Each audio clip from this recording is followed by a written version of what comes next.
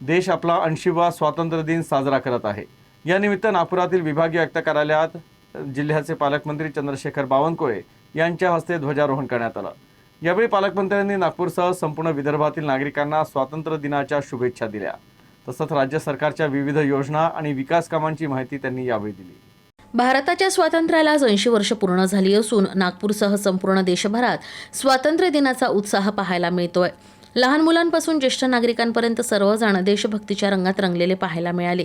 स्वातंत्र्य दिनानिमित्तानं नागपुरातील विभागीय आयुक्त कार्यालय परिसरात पालकमंत्री चंद्रशेखर बावनकुळे यांच्या हस्ते ध्वजारोहण करण्यात आलं। कार्यक्रमाची सुरुवात वंदे मातरमच्या गायनानं झाली। त्यानंतर पालकमंत्री चंद्रशेखर बावनकुळे यांनी ध्वजारोहण करून राष्ट्रध्वजाला मानवंदना दिली।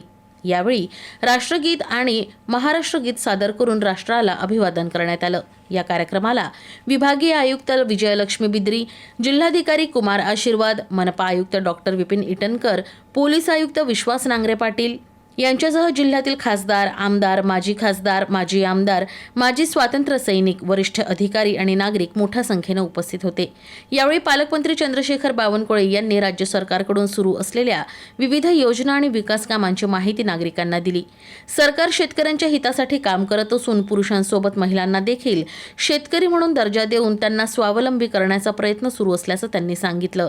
तर यासोबतच नागपूर जिल्ह्यातील कायदा आणि सुव्यवस्था अधिक मजबूत करण्यासह जिल्ह्याच्या सर्वांगीण विकासाची रूपरेषा देखील त्यांनी यावेळी मांडली।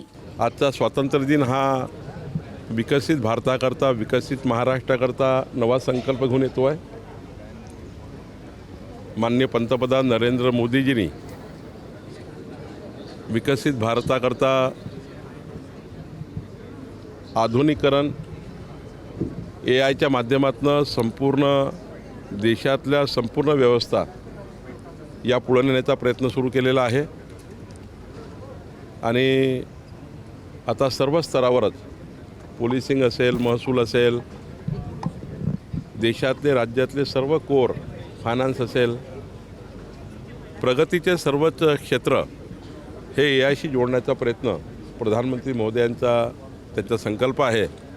महाराष्ट्राचे मुख्यमंत्री देवेंद्र फडणवीसजींनी सुद्धा IT, टेक्नॉलॉजी, AI या क्षेत्रामध्ये पुढाकार घेऊन या राज्यामध्ये 100 दिवसाचे, 150 दिवसाचे 2 मोठे कार्यक्रम प्रशासनाला दिले होते।